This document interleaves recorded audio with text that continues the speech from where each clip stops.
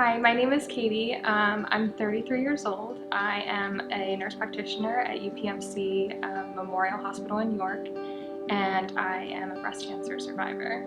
My story starts back in 2018. I was in my second year of nurse practitioner school.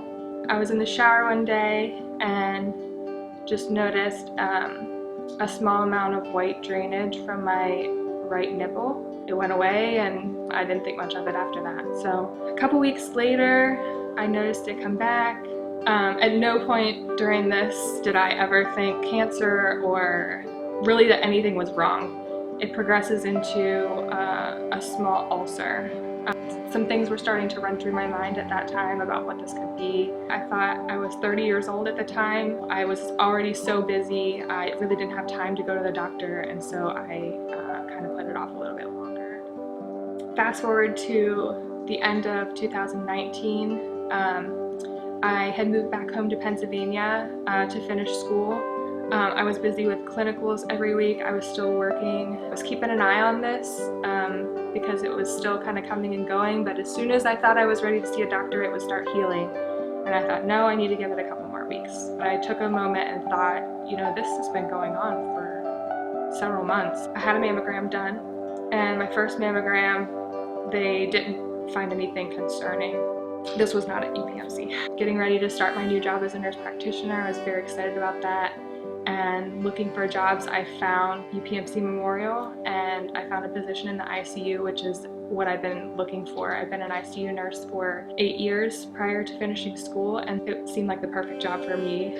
Started my job at the end of January, beginning of February of 2020. That's about the time that the pandemic really started picking up. So it was a challenging time as a new nurse practitioner. You know, we adapted well, I think.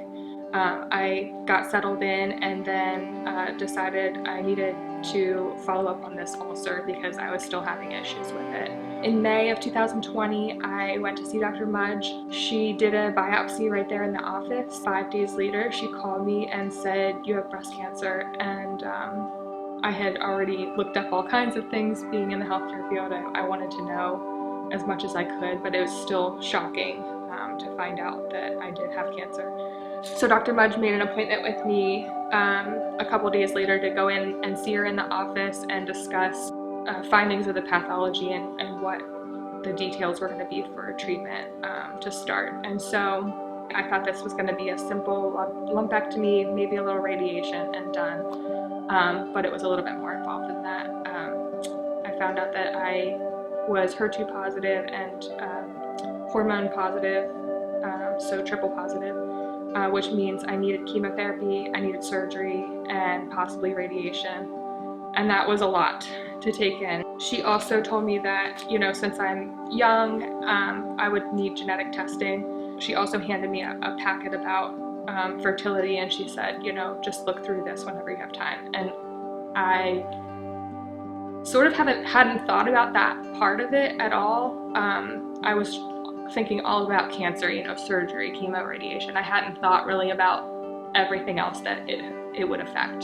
So I had the genetic testing done, and it did come back that I had 2 genetic mutations checked to an ATM. I didn't know anything about them until this all happened, and based on those results, I decided to go with a double mastectomy to prevent, hopefully prevent a reoccurrence.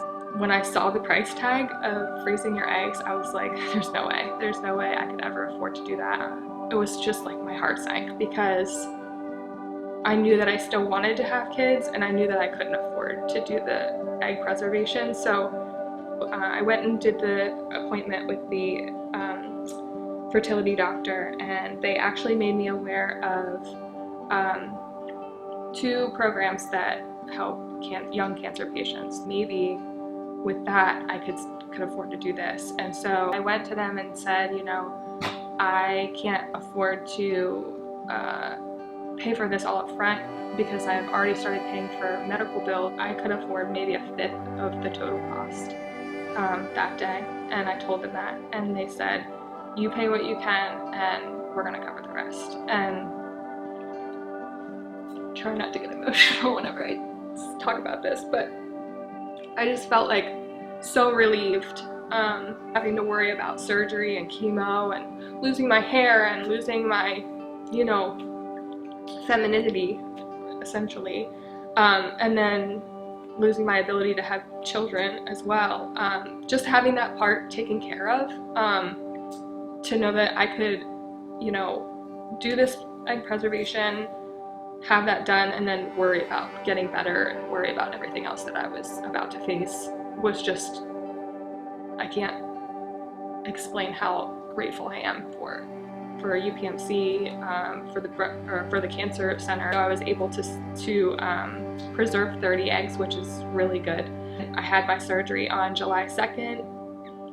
I had a double mastectomy, started reconstruction a couple weeks later, and then started chemo in August. I did end up having to do radiation, 25 rounds. So I did that at the beginning of this year, 2021. I had immunotherapy infusions every 3 weeks for a year. So I just finished that August 11th, and I am done with treatment. Finish reconstruction in March, and then it'll be surveillance from then. I'm one of these people that believes that everything happens for a reason, and I don't have much in York besides work, and so I truly feel like I was brought to York during this period of my life for this reason, because I have had such amazing, you know, experience with working at UPMC, my support from my coworkers, and then just for the care that I received from this cancer center. You know, starting it with Dr. Mudge, everyone at the cancer clinic, infusion centers, they were all amazing.